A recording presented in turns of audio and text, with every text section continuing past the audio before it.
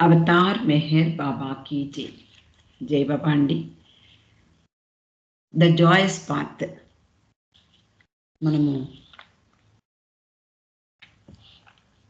ఈ పుస్తకంలో మణి జీవితాన్ని ఎంతో అద్భుతంగా ఆమె యొక్క మాటలు, ఆమె యొక్క డైరీలో రాసినటువంటి విశేషాలు, అలాగే ఆమెలో ఉండేటటువంటి ప్రతిభ, ఇవన్నీ ఈ విషయాలన్నీ కూడా మనము ఈ పుస్తకం ద్వారా తెలుసుకుంటూ ఉన్నాం.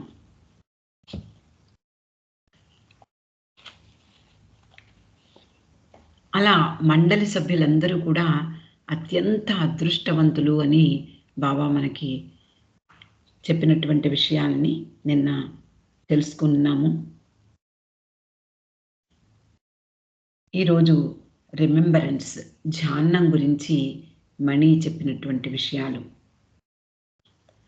నిజానికి మెహరాబాద్లో తొలి రోజుల్లో జీవితం ఎలా ఉండేదో మణి ఎప్పుడూ బాబా ప్రేమికులతో చెప్తూ ఉండేది.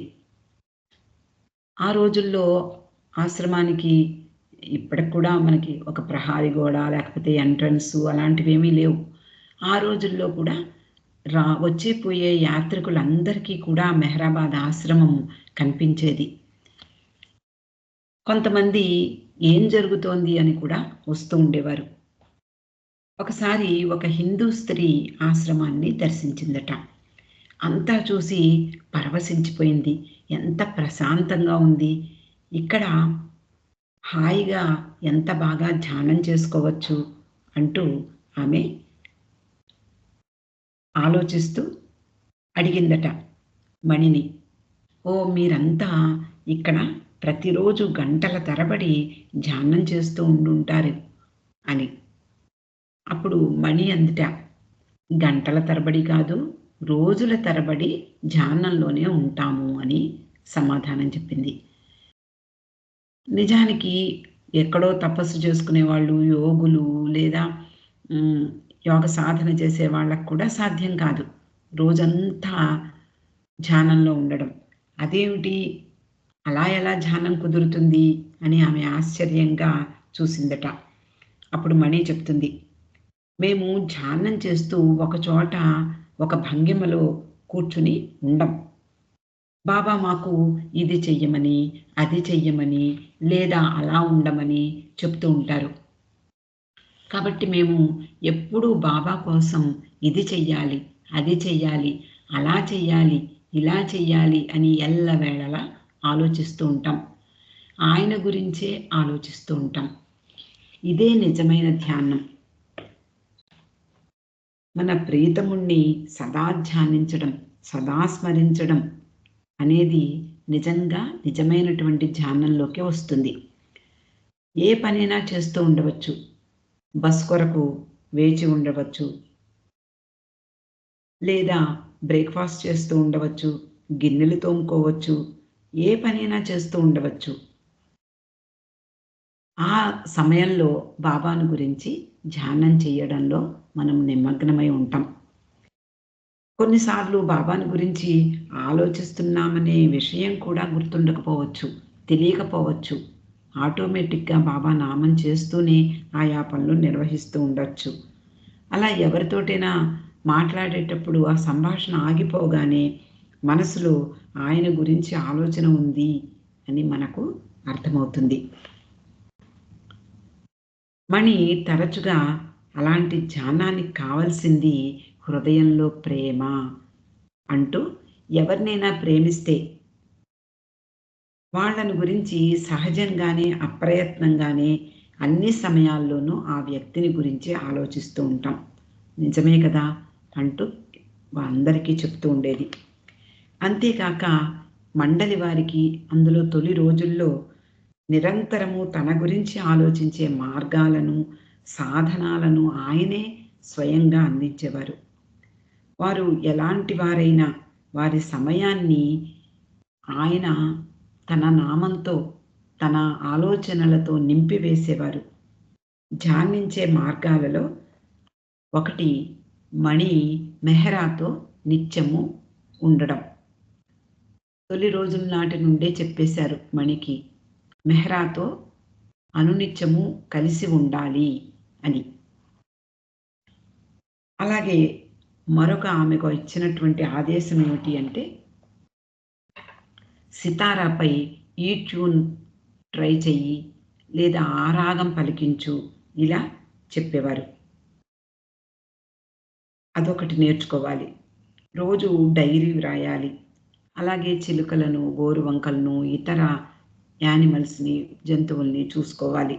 ఇలా ఎన్నో చూసుకోవాలి రోజంతా. అందువలన ఇలాంటి మార్గాలు ఎన్నో తొలి రోజుల్లో బాబా వాళ్ళకి అందించి, అందులో శిక్షణ ఇచ్చేవారు. నిరంతర స్మరణ గురించి కాలక్రమేణా అది శ్వాస తీసుకునేంత సహజంగా మారిపోతుంది. కఠినమైనటువంటి ఏకాంతవాసం, వీళ్ళు చేసే పనులు, రోజు చేసే పనులు ఏకాంతవాసంలో ఉంటారు. ఆవరణ దాటి బయటికి రాకూడదు. అలాగే కొన్ని పనులు చెయ్యకూడని పనులున్నాయి. చిన్న చిన్న ఆదేశాలున్నాయి. అన్నీ కూడా ముఖ్యమైనవే. ఆటలాడడంలో కూడా వారి దృష్టిని బాబా నుండి మరల్చ వీలు కానిది. అంతటి ప్రధానమైనటువంటి స్మరణ గురించి తర్వాతి కాలాల్లో మణి బాబా ప్రేమికులకు ఇలా వివరిస్తూ ఉండేది. ఇది సృష్టికి వసంతకాలం. మీరు ఆయన స్మరణను, ఆయన నామాన్ని వీలైనంతగా ఎక్కువగా సమకూర్చుకోవాలి. కబీర్ చెప్పినటువంటి ఒక పద్యాన్ని ఉదహరిస్తూ ఉండేది మణి. అందులో కబీర్ ఏం చెప్పాడు అంటే, భగవంతుని నామం దోచుకునేందుకు సరపడా ఉంది. ఎవరికి ఎంత కావాలో అంత ఆయన నామాన్ని, ఆయన స్మరణను దోచుకునేంత వీలుగా ఉంటుంది. కాబట్టి ఎంత కావాలో అంతా మీరు దోచుకోవచ్చు. అంతేకాకుండా మణి చెప్తుండేది, యాపిల్ పండ్ల సీజన్ వచ్చిందనుకుందాం.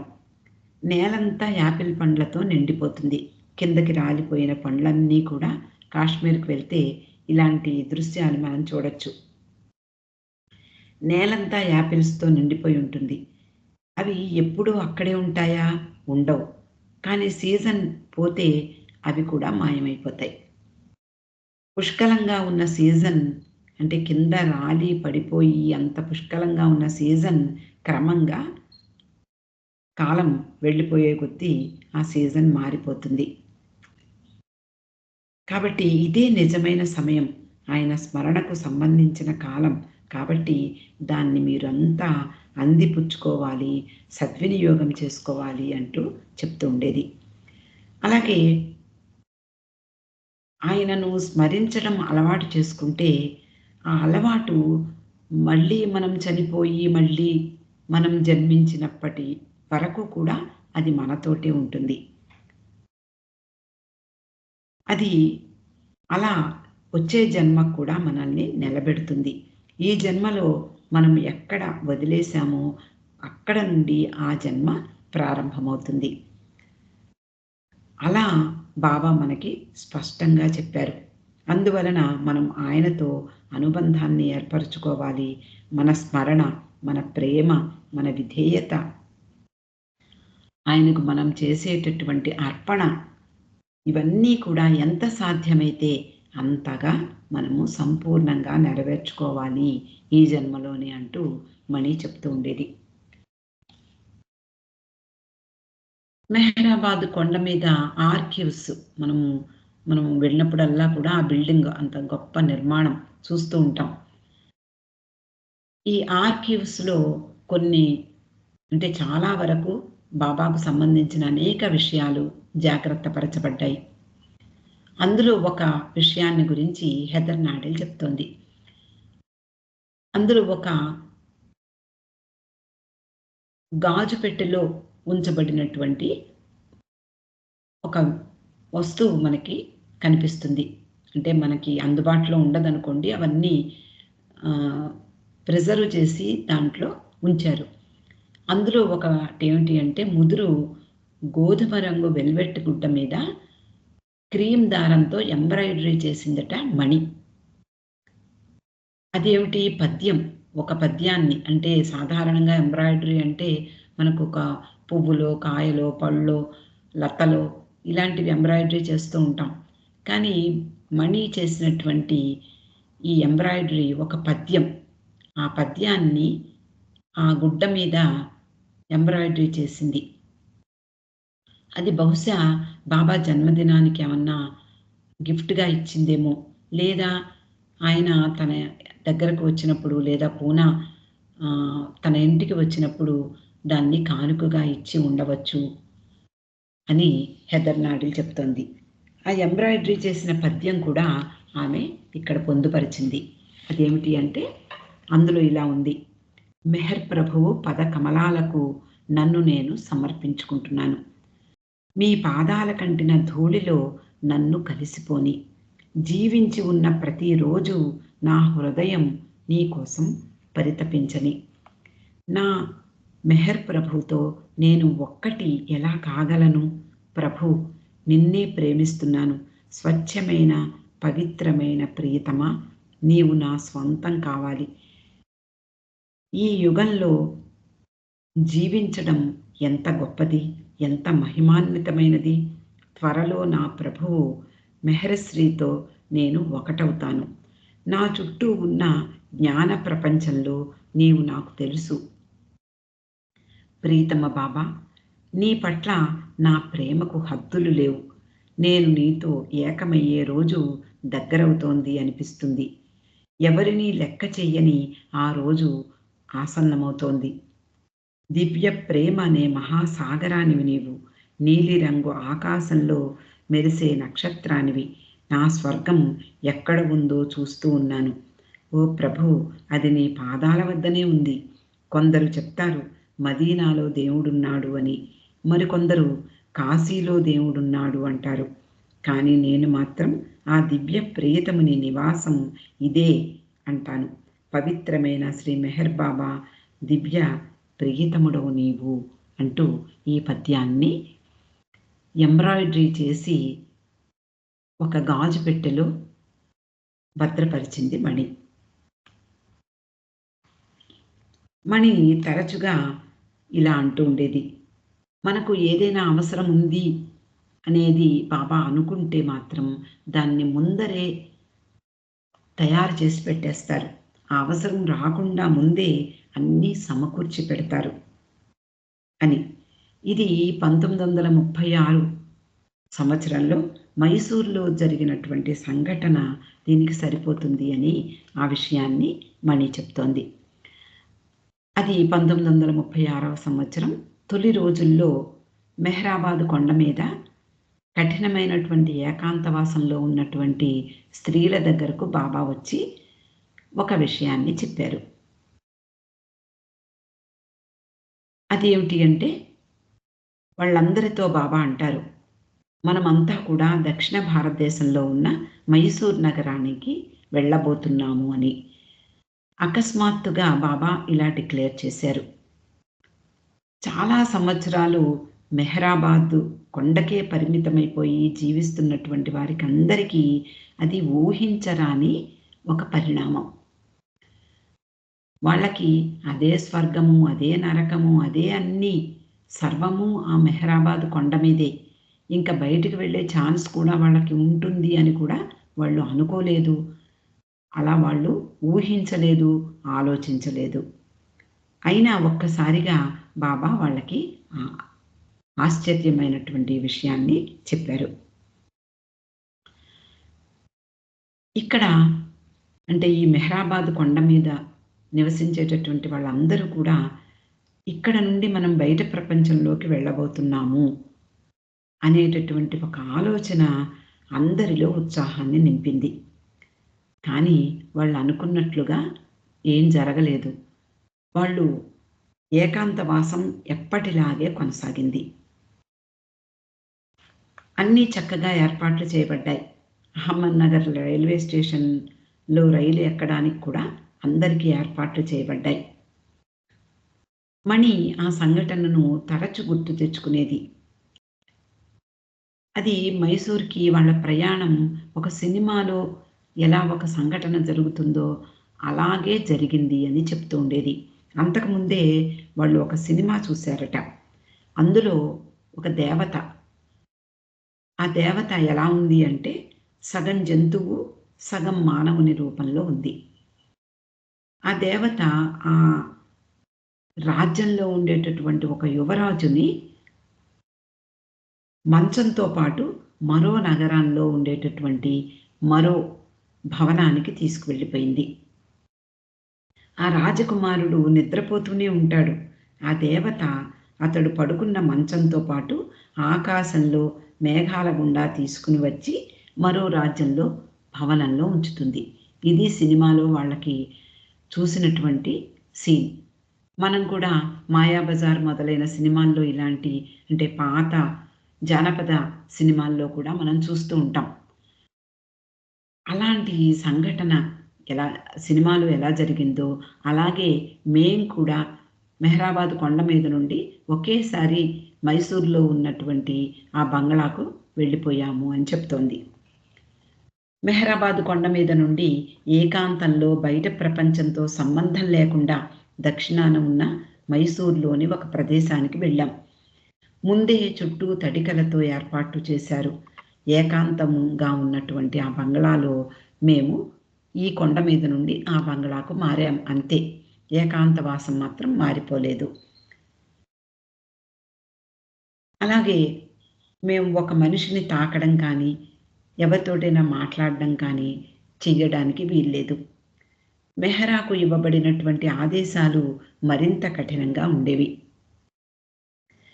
మెహ్రాకు ఆ ఆదేశాలు పాటించడంలో మేమంతా స్త్రీలందరూ కూడా సహాయం చేసేవాళ్ళం. అలా ఆమె చూడకూడదు, పురుషుల వైపు చూడకూడదు.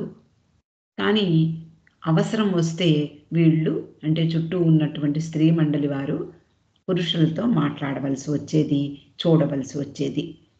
కానీ మెహ్రా అలా కూడా వాళ్ళని చూడ్డానికి లేదు. ఆమె నల్ల కళ్ళద్దాలు ధరించేది. నిజానికి నల్ల కళ్ళద్దాలు ధరిస్తే ఎవరికైనా బయట వాళ్ళు కనిపిస్తూ ఉంటారు. కానీ మెహ్రాకు ఆ అవకాశం కూడా లేకుండా ఆ నల్ల కళ్ళద్దాల లోపల ఒక బ్రౌన్ కలర్ పేపర్ అంటించేసేదట. అప్పుడు దాన్ని ధరించేది. అలా చూస్తుంటే మరి కళ్ళకి ఏం కనిపిస్తుంది? ఏమీ కనిపించదు. కళ్ళు మూసుకున్నా, కళ్ళు తెరిచినా ఒకటే ఆమెకు. కానీ అది బాబా ఆదేశం. అలా ఆమె ధరించినటువంటి కళ్ళద్దాల గుండా ఏమాత్రమూ బయటకు చూసే అవకాశం లేదు. కానీ బయట వాళ్ళకి ఎవరికీ అర్థమయ్యేది కాదు. అందరికీ కనిపించేదేమిటి అంటే ఆమె నల్ల కళ్ళద్దాలు ధరించింది అని మాత్రమే. నిజానికి చాలా విచిత్రంగా కనిపిస్తూ ఉండేది అందరికీ. ఒక స్త్రీ నల్ల కళ్ళద్దాలు ధరించింది కాబోలు అని మాత్రమే, అది ఫ్యాషనేమో అని మాత్రమే అని అనుకునేవారు. పక్కనే మణి చేతులు పట్టుకుని నడిచేది. చూడ్డానికి స్నేహితుల్లాగా కనిపించినా నిజానికి అహమ్మద్‌నగర్ స్టేషన్‌లో చేతులు పట్టుకుని నడుస్తూ అంటే ఆమె చూడలేకపోవడం వలన ఆమెను చేతులు పట్టుకుని నడిపించాలి. అందువలన మణి అలా ఆమెకు సహాయం చేస్తూ ఉండేది. అయితే మణి ఎలా ఉండేదో తనను తాను వర్ణించుకుంటోంది. ఆమె అంటోంది, "ఇప్పుడు నా అవతారాన్ని ఊహించుకోండి మీరే. మాకు ఎలాంటి ఫ్యాషన్ దుస్తులు ఉండేవి కావు. అందువలన చూడ్డానికి తమాషాగా, ఆడ్‌గా అనిపి అనిపిస్తూ ఉంటుంది. కానీ ఆ రోజుల్లో అది సామాన్యమైనటువంటి దుస్తులైనా, ఈ రోజుల్లో మనకి ఒక విచిత్రంగా అనిపిస్తుంది. ఆ రోజుల్లో మణి నాకున్నటువంటి ఏకైక మంచి డ్రెస్సు ఒకటి ఉంది. నిజానికి పొట్టిగా ఉండడం ఆ రోజుల్లో ఫ్యాషన్. కానీ నా డ్రెస్ మాత్రం చాలా పొడవుగా ఉండేది. చూడ్డానికి తమాషాగా కూడా ఉండేది. అలాగే నాకు ఒక టోపీ ఉండేది. అది సోలార్ టోపీ. అది నాకు స్కూల్లో వాడుకునేది. నా చంకలో ఒక ఎయిర్ రైఫిల్ అంటే గాలిలో కాల్పులు జరిపేటటువంటి రైఫిల్ ఉంది. అలా మెహ్రా, నేను చేతులు పట్టుకుని నగర్ రైల్వే స్టేషన్‌లో నడుస్తూ ఉన్నాం. ఆమె చూడలేదు, మాట్లాడలేదు. నేను కూడా మాట్లాడకూడదు, కానీ నేను చూడగలను. ఒకసారి బాబా అంటే ఆ సమయంలో అహ్మద్‌నగర్ రైల్వే స్టేషన్‌లో నడుస్తున్న సమయంలో బాబా వచ్చి, "ఇప్పుడు నువ్వు మెహ్రాకు కుడివైపున నిలబడి ఉండు. ఇక్కడే ఉండండి. నేనిప్పుడే వస్తాను" అని వెళ్ళిపోయారు. అక్కడ ఆ సమయంలో బాబా చెప్పిన పద్ధతిలో నిలబడి ఉన్నారు వాళ్ళిద్దరూ. అక్కడ ఎందుకుండాలో వాళ్ళకి అర్థం కాలేదు. సరే, అలా నిలబడి ఉండగా ఒక రైలు ఆగిందక్కడ. అది మొట్టమొదటి అంటే వాళ్ళ ఎదురుగుండా ఉన్నటువంటి రైలు కంపార్ట్‌మెంటు మొదటి తరగతి కంపార్ట్‌మెంటు. కిటికీలు మూసి ఉన్నాయి. ఆ రోజుల్లో బ్రిటిష్ వాళ్ళు మాత్రమే మొదటి తరగతిలో ప్రయాణం చేస్తూ ఉంటారు. అలా వాళ్ళు నిలబడినటువంటి ఆ గంభీరమైనటువంటి సన్నివేశానికి ఎదురుగుండా ఉన్నటువంటి మొదటి తరగతి బోగీ నుండి అకస్మాత్తుగా తలుపు తెరుచుకుంది. మణి మాత్రం తన డ్యూటీని శ్రద్ధగానే చేస్తోంది. ఒక చేతిలో గన్ను, మరో చేతిలో మెహరా. సోలార్ టోపీ తల మీద ఉంది. మూసి ఉన్న కిటికీల గుండా చూస్తున్న సమయంలో అకస్మాత్తుగా ఒక కిటికీ తెరుచుకుంది. పెద్ద మీసాలు ఉన్నటువంటి ఒక ఇంగ్లీషు దొర ముఖం బయట పెట్టి మణి వైపు చూసి టైం ఎంతయింది అని అడిగాడు. బెదిరిపోయిన కుందేలు పిల్లలాగా చూసింది మణి. మాట్లాడకూడదు. ఏమీ చెప్పలేకపోయింది. కిందకి చూస్తూ నిలబడిపోయింది. ఆమె వినలేదు అని అనుకుని ఆ వ్యక్తి తలను బయటపెట్టి, "ఎక్స్‌క్యూజ్ మీ, టైం ఎంతయిందో చెప్పగలవా?" అని అడిగాడు. మణి మళ్ళీ అతని వైపు చూస్తూ, భయపడుతూ, మాటలు పెగలకుండా మళ్ళీ కిందకి చూసింది.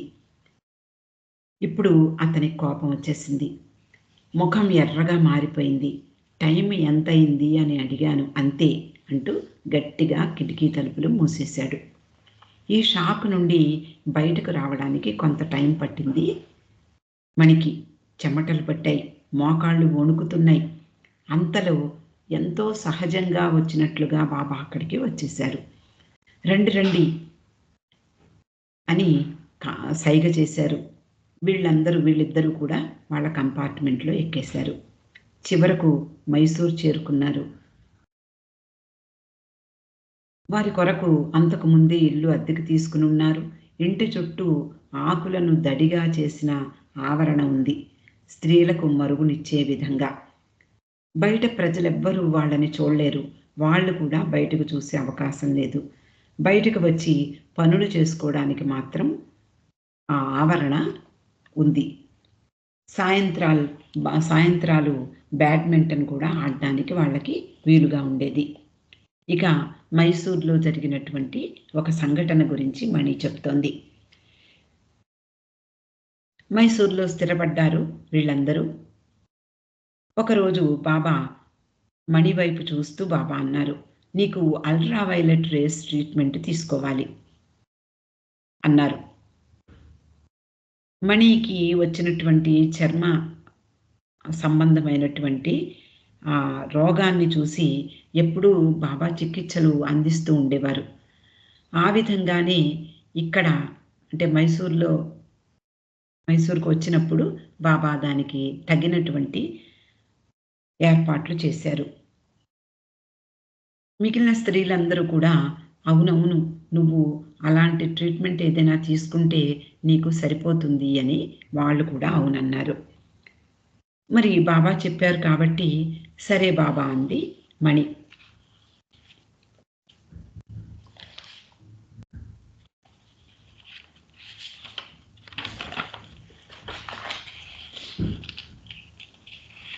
దానికి తగినటువంటి ఏర్పాట్లన్నీ చేసేశారు బాబా. అప్పుడు "నువ్వు ఒక హాస్పిటల్‌కి వెళ్ళాలి. అన్ని ఏర్పాట్లు చేశాను. ఒక కారు వస్తుంది. ఆ కారులో నువ్వు కూర్చొని నేరుగా హాస్పిటల్‌కి వెళ్ళు. అక్కడ అల్ట్రా వైలెట్ రేస్‌తో నీకు ట్రీట్మెంట్ జరుగుతుంది. తిరిగి కారులో మళ్ళీ ఇంటికి వచ్చెయి" అన్నారు. ప్రతిరోజు అలాగే చెయ్యాలి అని అన్నారు. మణి "యెస్ బాబా" అంది. ఆ హాస్పిటల్ కేవలం మహిళల కొరకు ఏర్పాటు చేయబడింది. అమెరికన్, ఇంగ్లండ్ మహిళా మిషనరీల చేత నడపబడుతోంది. ఇద్దరు మహిళా వైద్యులున్నారక్కడ. ఒకావిడ ఇంగ్లీష్ డాక్టరు, మరొకావిడ పొడవుగా ఉన్న అమెరికన్ డాక్టరు. నర్సులు కూడా మహిళలే. వార్డుల్లో కూడా స్త్రీలే ఉన్నారు.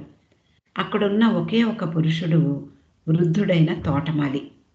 అతన్ని చూడగానే మణి ఇంత వృద్ధుడు ఇంత తోట పని ఎలా చేస్తాడు అని ఆశ్చర్యపోయింది. అలా మణి ప్రతిరోజు ఆ కారులో హాస్పిటల్‌కి వెళ్తూ ఉండేది.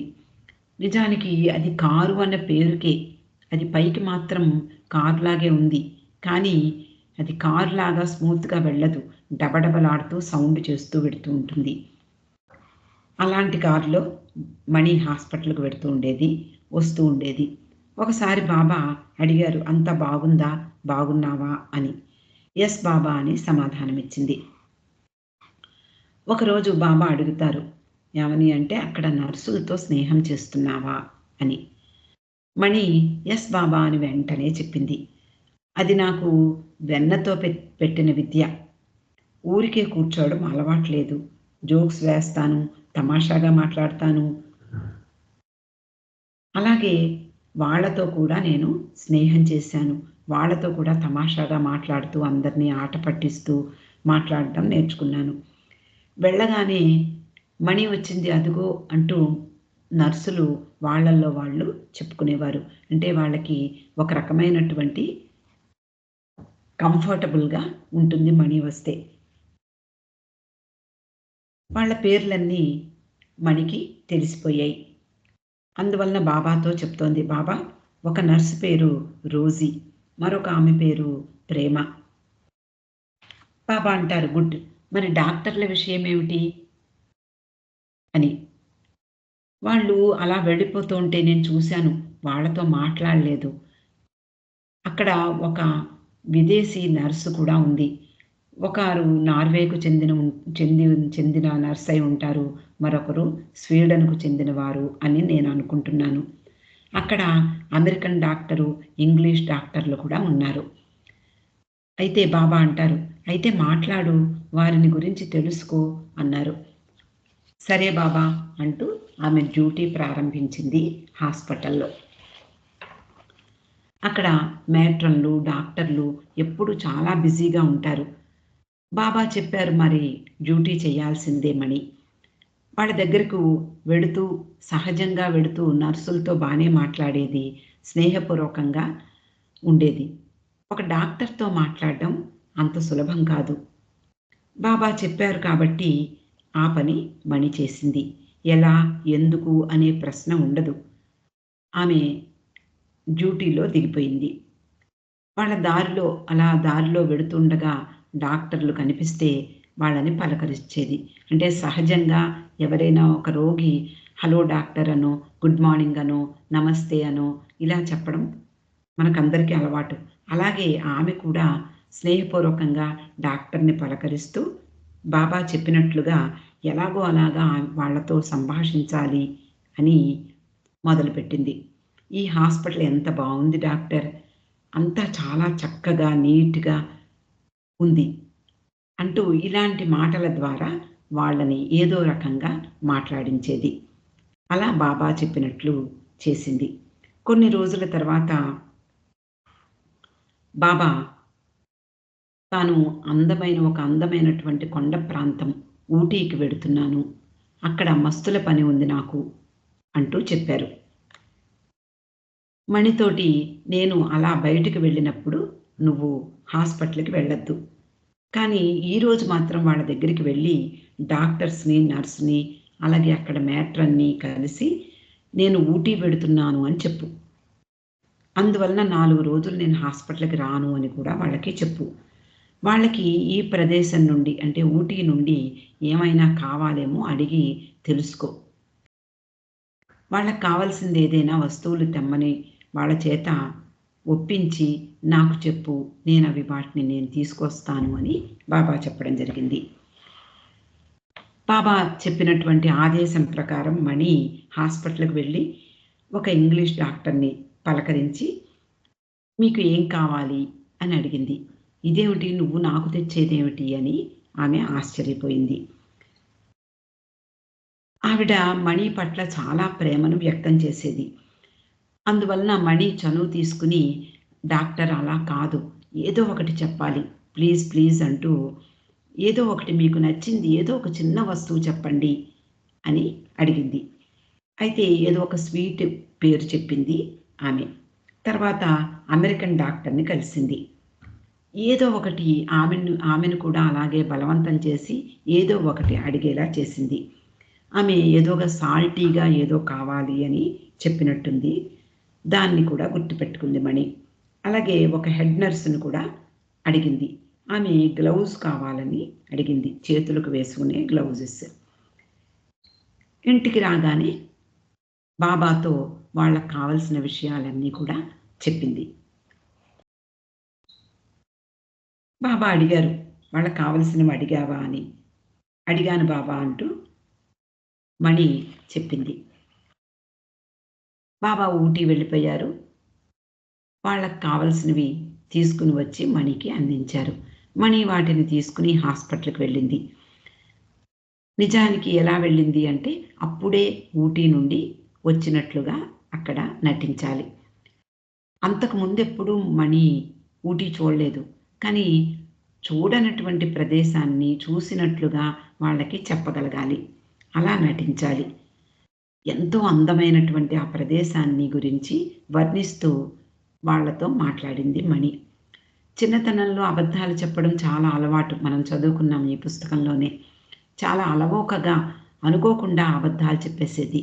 బాబా దగ్గరికి వచ్చిన తర్వాత పూర్తిగా అవసరం కూడా రాలేదు అని కూడా మనకి చెప్పింది మణి. చిన్నతనంలో తల్లి దగ్గర, అలాగే స్కూల్లో పనిష్మెంట్‌ని తప్పించుకునేందుకు అబద్ధాలు చాలా అలవోకగా చెప్తూ ఉండేది. కాబట్టి ఇప్పుడు కూడా అలా నటించడము, అబద్ధం చెప్పడము ఆమెకేమీ పెద్దగా కష్టం కాలేదు.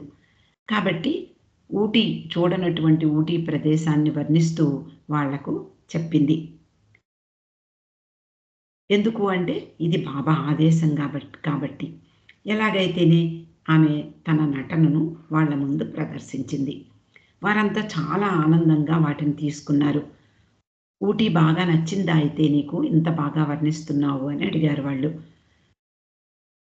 అయితే ఒక డాక్టర్ అడిగింది, "అక్కడ అందమైన మాల్ కూడా ఉంది చూసావా?" అని. "లేదు, లేదు నాకు టైం లేదు" అంది. "అదేమిటి అంత దూరం వెళ్ళావు, ఊటీ వెళ్ళావు, అంత అందమైన ప్రదేశము, అక్కడ చూడ్డానికి నీకు టైం లేదా?" అని అడిగారు మిగిలిన వాళ్ళు. అప్పుడు "ఓహ్! అదా! నేను చూసేసాను" అని మళ్ళీ అబద్ధం చెప్పింది. ఇప్పుడు అందరూ బాబా కోరినట్లుగా అంటే బాబా ఏం కోరుకున్నారో వాళ్ళ యొక్క పరిస్థితి, వాళ్ళ మానసిక పరిస్థితి మణి పట్ల అలా తయారైంది. వాళ్ళు ఎలాంటి ఏ విధంగా మణి పట్ల వాళ్ళ యొక్క ఆప్యాయతను కనపరుస్తారో అలా బాబా కోరుకున్న విధంగా వాళ్ళందరినీ ఏమర్చింది. స్త్రీల కొరకు ప్రత్యేకంగా ఏర్పాటు చేసినటువంటి ఆ హాస్పిటల్‌లో మంచి నిపుణులైనటువంటి డాక్టర్లు ఇప్పుడు మణిని ఇష్టపడుతున్నారు. ఇది బాబా కోరుకున్నది. నర్సులు ఆమెను ప్రేమిస్తున్నారు. అన్నీ అలా అవసరం ఏర్పడే ముందే బాబా అన్నీ సిద్ధం చేసి పెట్టారు. అది మార్చి చివరి రోజులు. ఒక రాత్రి మణి హఠాత్తుగా నిద్ర నుండి లేచింది. ఏదో చెవిలో తన చెవిలో ఏదో లోపల ఏదో పేలినట్లుగా అనిపించిందట. ఒక్కసారిగా ఆమె లేచి కూర్చోగానే చెవి నుండి రక్తం కారసాగింది. భయంకరమైనటువంటి చెవి నొప్పి. రక్తం ఆగకుండా స్రవిస్తోంది. పక్కంతా తడిసిపోయింది. బాబా రాత్రి వేళ విశ్రాంతిని భంగం చేయడం వీళ్ళకెవరికీ ఇష్టం లేదు. అలాగే తెల్లవార్లు భరించింది. చివరకు మిగిలిన స్త్రీలను పిలిచింది. వాళ్ళందరూ చూసి హడిలిపోయి బాబాకు చెప్పారు. బాబా వచ్చి ఎందుకు ఇంతగా ఆలస్యం చేశారు? ముందే ఎందుకు చెప్పలేదు అని అడిగారు. బాబా, బాబా నిన్ను డిస్టర్బ్ చేయడం ఎందుకు అని నేను చెప్పలేదు అని మణి చెప్పింది. ఆ రోజు ఆదివారం హాస్పిటల్ ఉండదు. అంటే హాస్పిటల్‌లో డాక్టర్లు, నర్సులు ఉండరు. ఎలాగైతేనే మణి ఆ పాత డొక్కు కారులోనే హాస్పిటల్‌కి వెళ్ళింది. అదే హాస్పిటల్. డాక్టర్లు, నర్సులు ఆదివారం గనక ఎవ్వరూ రాలేదు. ఒక నర్సు అక్కడ డ్యూటీలో ఉన్న ఒక నర్స్ మాత్రం కారులో ఎవరొచ్చారు అని చూసింది. వెంటనే మణి చూసింది. మణిని చూడగానే ఏమిటి ఆశ్చర్యపోయింది. అక్కడ వాతావరణం అంతా కూడా క్షణాల మీద మారిపోయింది. అదేమిటి మణి వచ్చింది అని చెప్పింది అక్కడ తోటి నర్సులతోటి. ఆ నర్సు ఏమిటి మణి వచ్చిందా? ఎందుకొచ్చింది? ఆదివారం గదా! అనుకుంది. మరో నర్సు అయ్యో! ఆమెకు బాలేదు. ఏదో జరిగింది అని మరో నర్సు అనుకుంది. మరో నర్సు అరే! చాలా తమాషాగా మాట్లాడేది. రోజూ మనతో మాట్లాడుతూ హాయిగా ఇక్కడ కాలం గడిపేది. ప్రతిరోజు వచ్చేది కదా! అంటూ మరో నర్స్ చెప్పింది. అలా హాస్పిటల్ అంతా మొత్తం మణి గురించి మారుమ్రోగిపోయింది. ప్రతివారు పరుగులు పెట్టి వచ్చారు.